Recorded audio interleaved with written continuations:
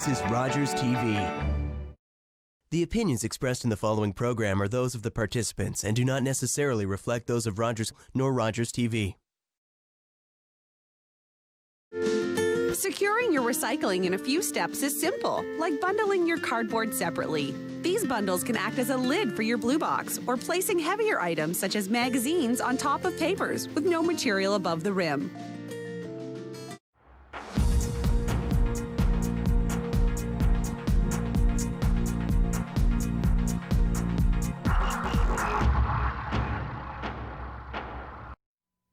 Hello everyone, this is Talk Politics. I'm Deborah Hutchison in the Rogers TV studio. Joining us this week via Zoom is Ajax Mayor Shaun Collier. Welcome to the show. Thanks for having me. So much to discuss, so let's get to it. Before we get to COVID, I want to talk about the recent decision. It was a unanimous decision in support of the creation of the Ajax Anti-Black Racism Congress that will remain in effect until the end of the term of council, 2022. What was the reasoning behind its creation, and ultimately, what's its goal? Well, I brought this forward originally on June 15th, and it wasn't ready. I wasn't ready. Wasn't looking at it with the right mindset. Took it back, and we brought it back again, I think around the 27th or whichever it was of June. And we have a very high Black population in Ajax, the highest actually at 16.8%, I believe, in Canada, or in Ontario, sorry. So, I mean, it's a large part of our makeup of our community, and we really needed to do something to address the anti-Black racism and the systemic racism in our everyday lives. So we brought this forward, and what this is instead of, obviously, I don't know the answers, councillors don't know the answers, so we're reaching out to the public directly, to the Black community directly. And so by striking this committee, and I didn't want to name it, but some councillors felt it was important to name it, so we did, and we called it the Anti-Black Racism Congress, but left it open for them, and they immediately at their first meeting changed the name to the Anti-Black Racism Task Force, which is what I had originally wanted to name it, but that's neither here nor there. They've struck a nominating committee, and they're going about now determining the terms of reference and how they're going to reach out for membership to the community. And once that membership has been chosen, then the nominating committee will be dissolved, and the task force will go ahead. And I'm just really hoping that they bring us back some recommendations that really help us address the problems in our society and educate us and hopefully show us how we can move forward. So council has no input into how its members are chosen. It is totally its own entity. Absolutely, and that's what we felt was very important. We chose a member of the community, Mariska Thomas, who's very well known, past president of the Black Women's Congress, and very involved in our community. She's received some of our, through our civic awards programs, community awards for her work in the community. Very, very well thought of lady, and I thought just perfect for the person to put together the nominating committee, which she has. She's put that together with members who represent several different areas: youth, education, community service, all these different things, and they are going to choose. But council has absolutely no input at all, which we felt was very, very important. The last thing I wanted this to be was to be some politically driven committee, made up of people that want to build a platform for the next election or anything like that. I wanted it to be completely independent and give us real, true answers. Okay, there's been a lot of talk, ongoing talk about police and how they respond to calls that involve mental health.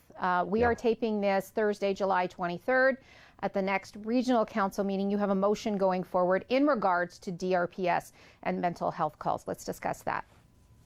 Yeah, that's being brought forward by myself and seconded by Mayor Dan Carter from Oshawa, who I'm sure everybody knows is very, very involved with the mental health community and addiction and everything else. A motion was passed by Chair Henry and Bob Chapman from Oshawa at Health and Social Services a couple of weeks ago, hiring 3 more mental health nurses at the region to assist. That's not really in keeping with the whole defunding the police um, um, policy or campaign that's going on right now. What that campaign is about, from my understanding, is reallocating, not defunding, but reallocating funds towards gearing specifically towards mental health and that type of thing. And I know the police do have some, but what we're asking, and we can't tell police, we are just asking through this motion that they look into this more, that they look into, like the region has done, hiring more mental health workers. So when there are calls, and I think the numbers, I don't quote me on this, but the stats I think were 70% of people that need mental health help don't get that help, and a lot of those are police calls. So just to make sure that that team is together, so when those situations do arise, which they do every day, DRPS is equipped to handle them. And we do something like that at the region too, where we have a program that's been going for many years, where we have a EMS, an ambulance attendant, goes out with a social worker, and they actually go into the tent cities and actually go into the homeless communities and bring those services to them. This is a similar type thing, but with DRPS. Okay, let's move on to COVID-19. Once again, we are taping this Thursday, July 23rd. When this show airs for the first time on Friday, July 24th, we will be in stage 3. What will that mean for Ajax and all of Durham? Well, it's not going to mean that much differently. I mean, restaurants, I believe, will now be able to have some people inside. I know casinos are included in that, although I did check with OLG this morning, and Ajax Downs, or Casino Ajax, will not be opening yet because of the 50-person restriction. That's not enough to warrant opening such a large facility, or any of the facilities across Ontario. So they're working on that right now. But really, I mean, we've already done some proactive measures in Ajax to assist businesses and help things move forward. Things like relaxing our sign bylaws so people can put out those mobile signs for longer and advertise their business. Things like our temporary patio permitting system, where we allow people to expand their patios so they can have bigger serving areas outdoors, because they're not allowed to have patrons indoors. So now they'll be able to understand have people indoors. There's going to be gatherings of groups up to 100. Personally, that's not my choice, and that's not something I really support, but we are following the medical officer of health and the province's advice. So that's what we're doing.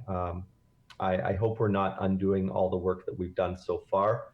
I would rather see us hold off a little bit longer. We've seen numbers start to spike in 4 provinces already, just from things that happened in July for Canada Day, July 1st for Canada Day. And yeah, I'm hoping that we're not going to see a big peak in numbers here, but that's really, it's not going to be that much different. Do you think people will be ready to go inside? I know a lot of people that just say, not for the time being. Well, I've taken this very seriously. So I wear a mask everywhere whenever I go to any store, which is as little as possible.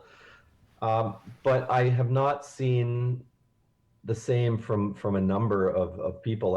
I get calls on Friday, Saturday nights about large gatherings, and at our waterfront, we have so many people out using the waterfront now.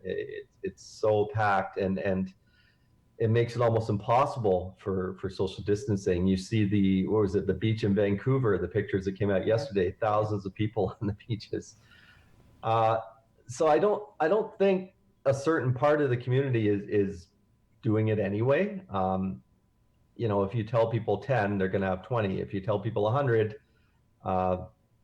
who knows what it's going to be. So, I mean, it is what it is at this point. We'll just see how it turns out. And of course, the mandatory mask bylaw has been in effect now for a couple of weeks. Are people, by and large, following that directive? Do you think it's becoming second nature for most people? For the most part, yes. For the most part, a lot of people are doing it anyway. It's one of those things, and I brought this forward to the region because I didn't want to have. I could have initiated a mask order under Section 11 of my powers under the Municipal Act, but it wouldn't really have been enforceable. It would have been subject to charter challenge, and it wouldn't make sense to have 8 mayors in the region of Durham have 8 policies. So I went to the region and we worked with the chair and the medical officer of health to put together a regional mask bylaw. And again, the medical officer of health under Section 22 of his powers has a lot more teeth than if one of the local mayors did it. So it was a better way to do it, a broad thing. And mostly it's self, the businesses are policing it. Really, we can't enforce it. We don't have enough bylaws officers, and the medical officer of health doesn't have enough members of the health department to be going out and policing this. Mostly it was to raise awareness and just another push, kind of like when, I declared a state of emergency. It really changed nothing. It's just more about raising awareness, and more people know about it, and hopefully more people will take it more seriously. Okay. And it seems to be working. From what I've seen, most people have complied. Yeah, more people are wearing masks than are not. That's for sure. Yes. We've only got a few minutes before break, but I want to start talking about the financial impact, once again, that COVID has had on Ajax, and the deficit that you're now grappling with. What's it, 3 million, I've read? It's about 3 million. We are probably a little bit worse hit than some municipalities because we have the slots revenues from the casino. And that represents, a couple of million right there. So that was significant, and that's funds that most municipalities do not have. So we're in a bit of a worse situation. The good news about that is we use that for capital. So that's not going to affect our operating budget, but it may defer some capital projects down the road. The other thing is we are not going to be getting our dividend from Alexicon from our ownership in the hydro utility, and neither will Pickering or Whitby or Clarington, for that matter, the other owners, or Belleville. Reason being, the IESO sells the electricity to the LDC, to the utility, and then the utility just passes that along, sells it to the customer. Well, when customers aren't paying their bills because they're affected by COVID, because their incomes are affected, the utility is not receiving money, but the utility still has to pay the province for the power. So money going out but not coming in means there's no profit, means there's no dividends. So those are some challenges. And then further, the final thing is, closing our rec centers, we lost all those revenues. That accounts to about $7 million a year. So over that 3-month period, that's about $1.5 million in lost revenues from just not having our recreation facilities and our fields permitted and all those other things. So you add all those up and it's about 3 million. On the good side though, we have found and achieved some very significant cost reduction methods. And some of that has been through layoffs of our temporary staff, but there's also been a number of other areas that we have looked at and made changes to, like one, redeploying our staff. So we were able to keep our full-time staff fully employed by redeploying them. So if the rec centers are closed, we've got our pool operators out now cutting grass and picking up litter and doing, so we haven't had to hire outside labor like we normally would to do those things. So we're able to still maintain the levels of service that we have to without having to hire the seasonal contractors. So okay. It's worked. We've done our best. I'm going to hold you there. We're going to go to a quick break. More with Ajax Mayor Shaun Collier after this.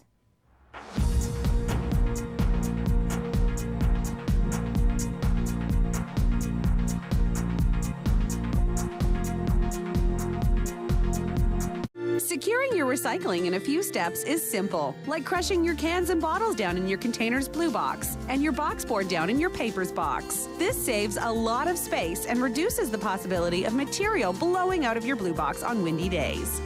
Think it's okay to drive high?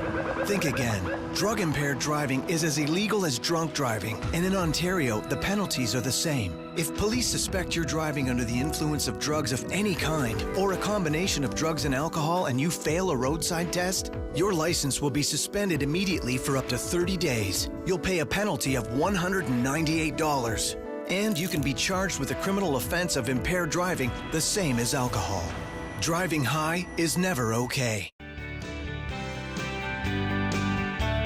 As a Senior Support Coordinator at Durham Regional Police, I have the privilege of working with seniors and the organizations that serve them. Join me, Sergeant Deborah Anderton, along with Constable Daryl Rice on Seniors Talk, as we put the spotlight on the issues that matter most to seniors and their families. Safety, wellness, and family responsibilities are just some of the challenges that we'll tackle on Seniors Talk, only on Rogers TV. New to Rogers TV this fall, Animal Companions with Sharon Lindsay. Tune in to get the information you need to care for your best friend. That's Animal Companions with Sharon Lindsay, only on Rogers TV.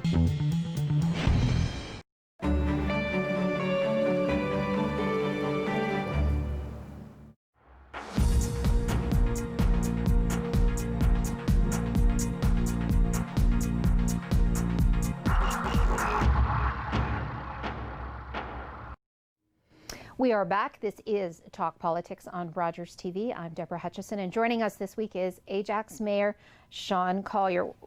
Mayor, when we went to break, we were talking about the deficit. You say financial relief is needed now, and you're requesting financial assistance from provincial and federal governments. Are you going to get that? Apparently we are, although we don't know yet. I started back in April. I actually wrote a letter to our MP requesting that the 75% wage subsidy from the federal government also be applicable to municipalities. We're just like any other business. We have our employees, we have lost revenues, but at the same time, we have levels of service that were mandatory or mandated by the province to maintain, and we can't run a deficit. So we didn't get a response to that, but through LUMCO, the Large Urban Mayors Caucus of Ontario, which is made up of the 29 mayors who represent 100,000 municipalities, population municipalities or more, we put out a request to the federal and provincial governments for assistance to help us reach our targets. Because like I said, we can't run a deficit. So that either means a very large tax increase, which you've heard my neighbors to the west in Toronto talk about, because but we need something to help us either to make the ends meet, because otherwise, we will have a deficit, and that's not legislatively allowed. So we're hoping to hear from that, and we have heard that there is a program. I think it was $19 billion approved by the federal government. I think Ontario was supposed to get about 6 point something of that. And we're just waiting to hear from the province how that's going to be allocated. I do hope that it's going to be allocated based on you have to show what your losses are. Right. Because like I said earlier, with our slots revenues that a lot of municipalities don't have, our losses are much higher than most municipalities of the same size. So if they just give it to you based on population, some will get probably more than they need, and other municipalities may get less than they need. So I do hope it's on a case by case, and you have to show what the actuals were. So we'll see. We're not sure yet how that's going to work. LUMCO, in one of its releases, it really painted, a dire picture here, and it said, warning of cuts to supports to children, families, seniors, reducing or canceling transit services, staffing adjustments, closing parks, canceling or deferring critical infrastructure or affordable housing. Worst case scenario, that's what you would have to do, correct? Exactly right. Because our budgets have already been passed. Our budgets were passed for most municipalities back in February.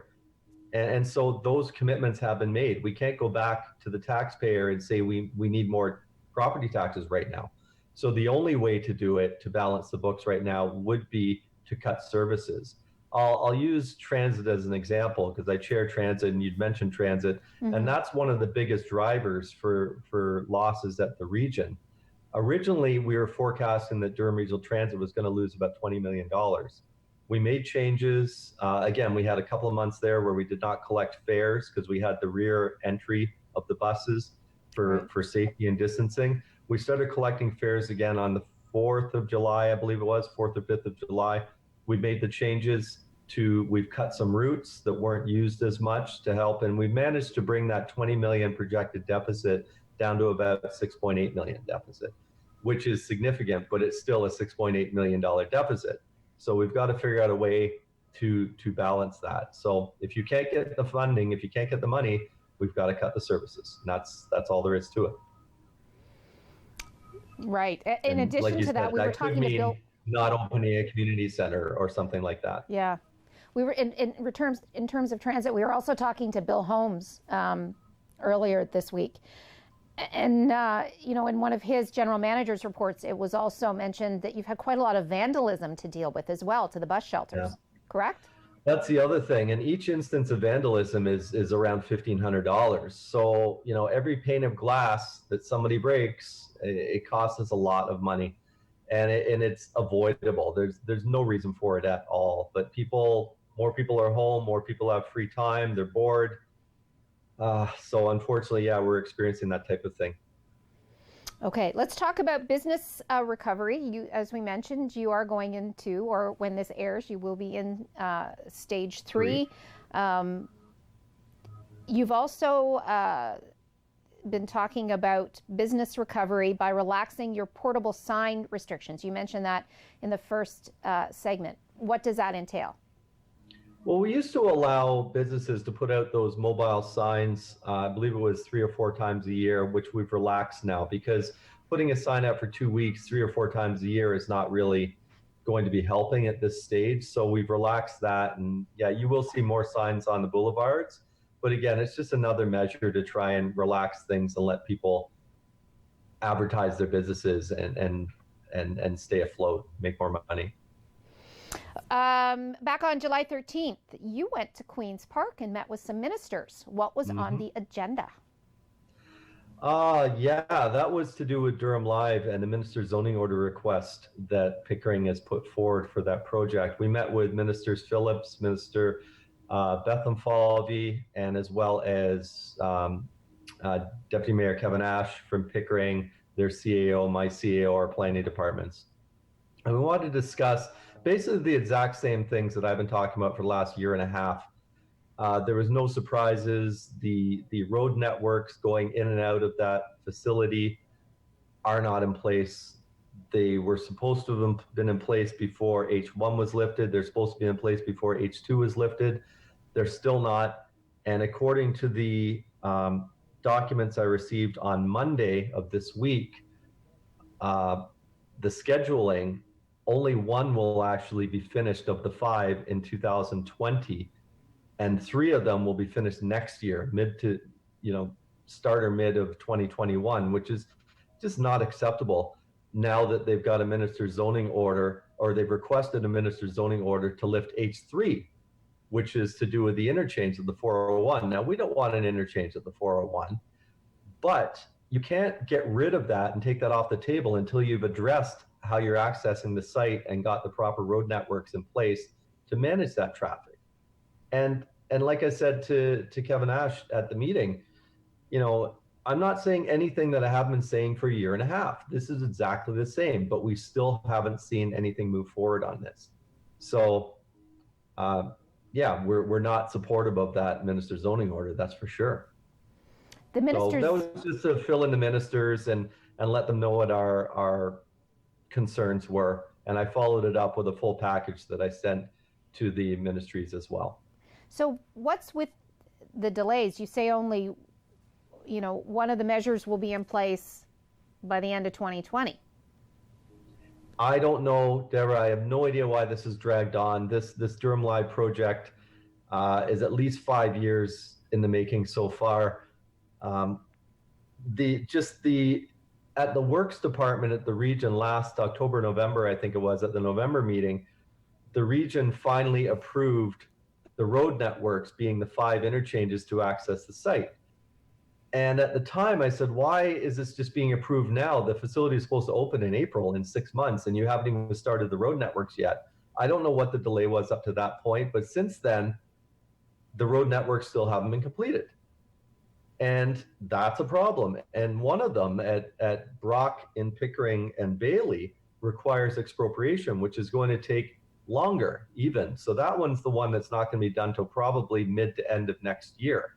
But this facility is going to still be open and running, and they have access, or they have the ability to build phase 2, which is the full film studio as well, without having the proper road networks in place. So where is that traffic going to go?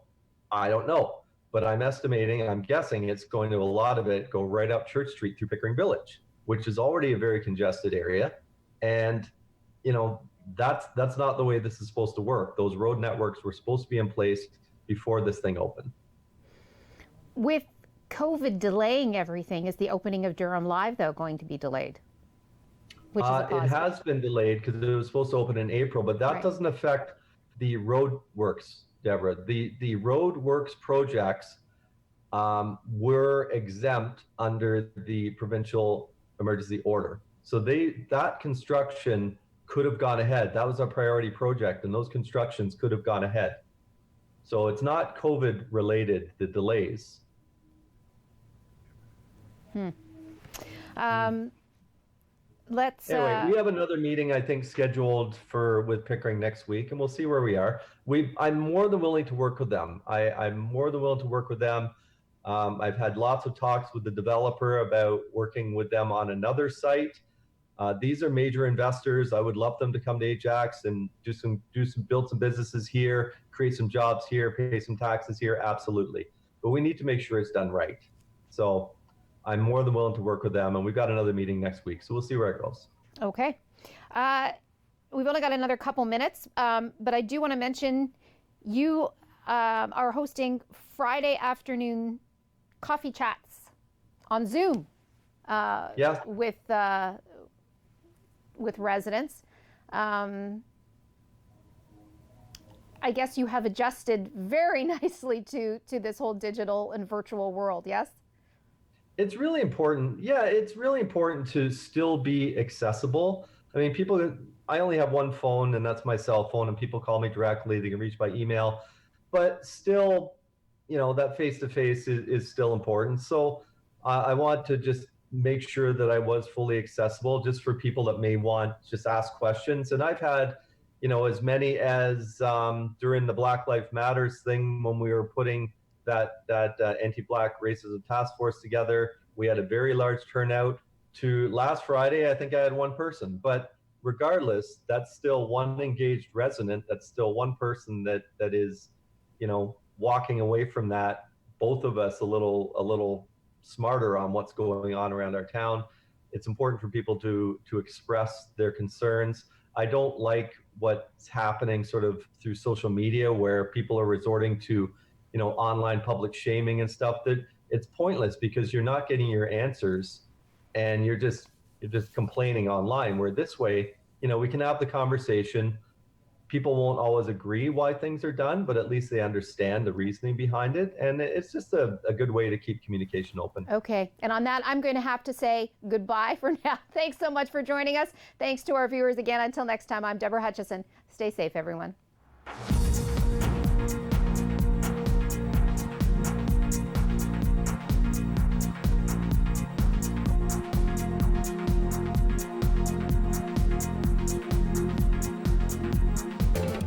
Call the Rogers TV viewer response line, email us, or connect with us on social media.